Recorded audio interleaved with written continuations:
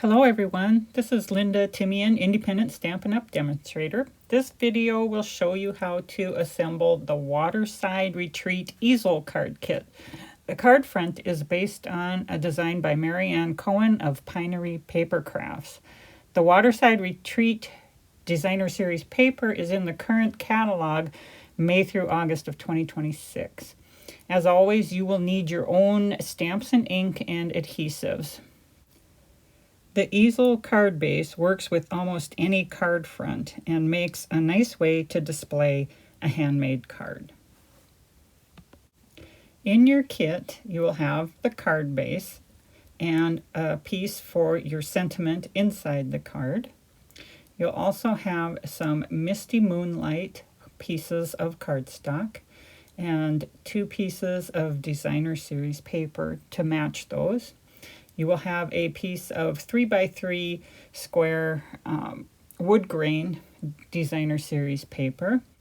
You'll also have 2 pieces of wood grain paper for a banner. One is about 1.5 inches long, one is about 3 inches long, and I'll talk about that later. You'll have a silver bucket and 2 pieces of baker twine, and then Designer Series paper for you to fussy cut. I did not fussy cut for you. You'll have 2 partial fish, a head and a tail.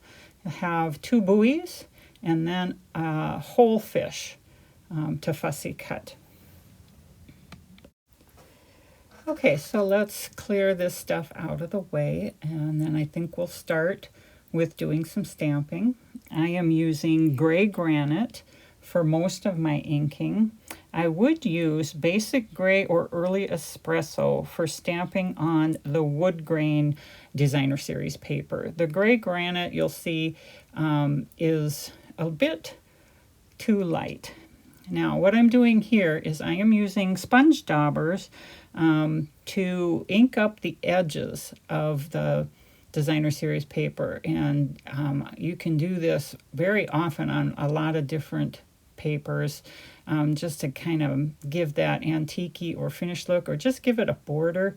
I use them a lot. Sponge daubers are available online and in the catalog on page 76, the current catalog. They're $9 for 5 daubers. It's kind of nice to have an ink, a dauber for each color of ink, or at least the ones that you use most often, or one for your yellows, one for your reds, etc.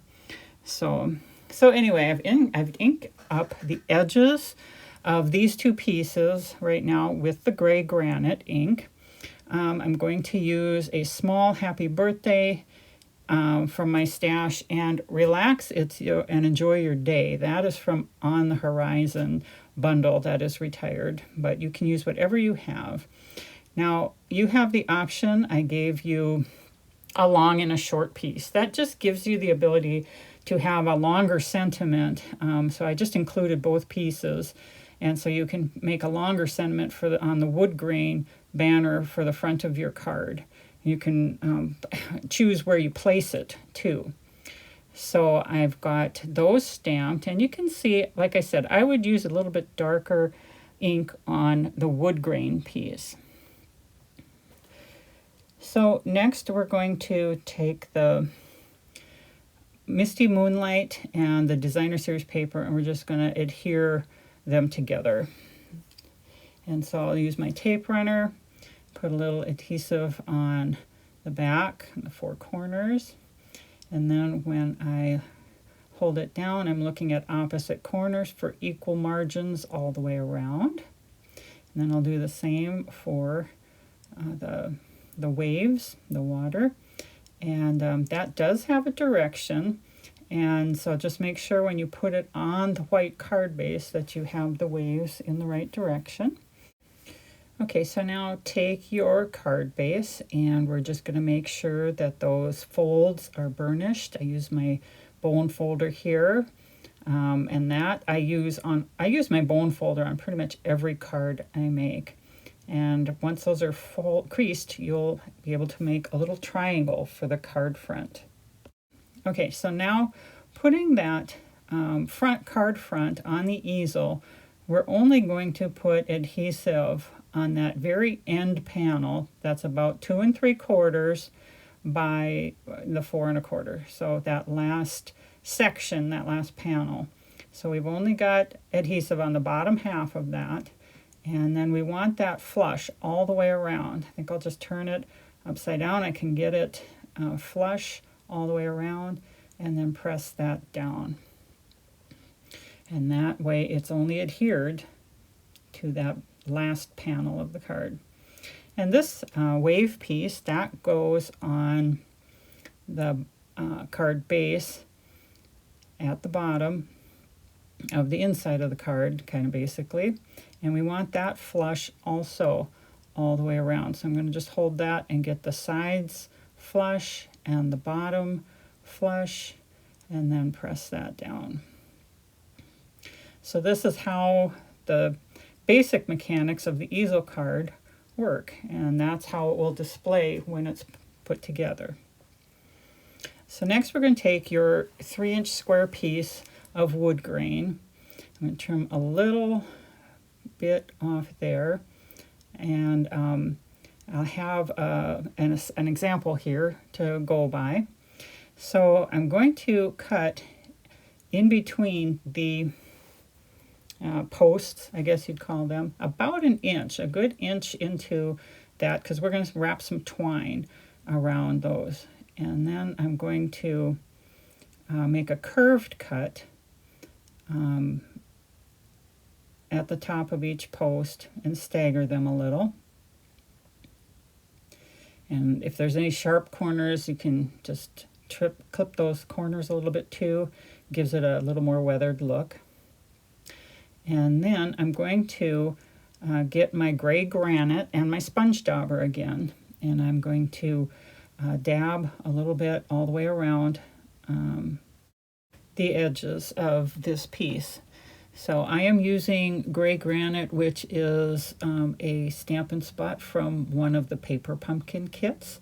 My ink collection is a combination of Paper Pumpkin ink spots, and then I also just buy the uninked Stampin' Spots from Stampin' Up, and then buy ink refills and make my own Stampin' Spots. I really like the convenience and space saving. It takes a very small footprint, and I have a lot of inks. So we've got that finished, and now we're going to wrap twine around the first and third posts of this piece, and I put some tape runner on the back of the first one, and I'm just going to bring the baker's twine and leave a tail out front so that I can tie a knot in the front after I wrap this. And that's optional. You can tie a knot in the front, or just bring all the tails, both tails, to the back of the card. Now when you wrap this, you want it to lay flat and snug, but not so much that it's curling the paper. So just nice and flat, and make sure that that baker twine is hitting the adhesive that you put on the back. That'll keep it in place. And so we'll just tie a knot here, and make sure you leave enough tail to tie a knot. And then I'm just going to clip them pretty short, not real long ties, tails there. And I'll do the same on the third post. Again, that's optional as far as leaving a knot for the front. I made another card with this same design, and I didn't put a knot in the front. I just had the tails adhered in the back without the knot.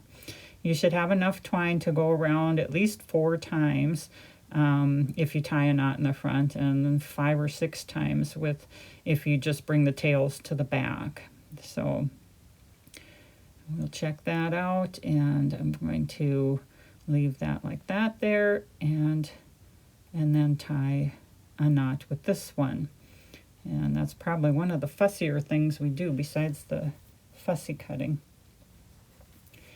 And then again, after I tie the knot, I'm just going to clip that with so there's a short tail it doesn't need to be long. Okay, and then you've got the 2 buoys, and I'm going to kind of try and arrange these the way I think they would look best hanging. They're going to be tucked under the twine on one of the posts, and so I'm going to stick them together with a glue dot. These are just leftover mini glue dots from a paper pumpkin kit, but you can also buy mini glue dots by the roll from Stampin' Up. And then put those 2 pieces together so that they kind of stay in that arrangement. And then they're just going to tuck right up under the twine, probably there. I'm not going to adhere it down yet in case I change my mind. Then we have the bucket, and I've got the partial fish. There's a head and a tail, and I'm just estimating how those look together and where I want to put adhesive, and just put a little bit on the bottom of one and stick the other on top, making sure there's no exposed adhesive. And then I'm going to add the fish to the bucket. I'll put some adhesive there. Now before I actually stick those together, you can, if you want, curl the bucket just a little bit, ever so slightly. You got to be careful and gentle because metallic paper, if it creases, that crease won't come out. But I put a little bit of a curve in the bucket, and then I'm going to stick the fish where I think that looks like they're in the bucket, and then we're going to put that on with dimensionals. And I think just 2 of the larger dimensionals, one at the top where the fish are and one at the bottom, just in the center, because that way the curved bucket will curve around those dimensionals. And then we've got the rest of the pieces, the 2 sentiments for the front and the inside, and the fish for the inside. So I'm going to put on the posts, and I'm going to put it on with tape runner, but you can also actually put that on the posts with dimensionals.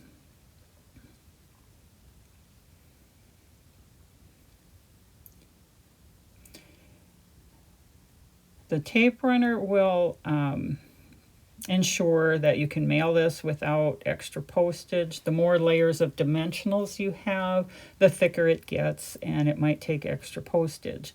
But I think in this case I'm putting it on with just flat with tape runner, but I think it would look very nice with putting that piece on with dimensionals. Now the buoys, I put some adhesive on the back. We're just going to tuck that up inside the twine and pat that down, and that's not put on with dimensionals. I'm going to take the wax paper off the fish, the bucket of fish, and put that on. That's on dimensionals, and that looks real nice there.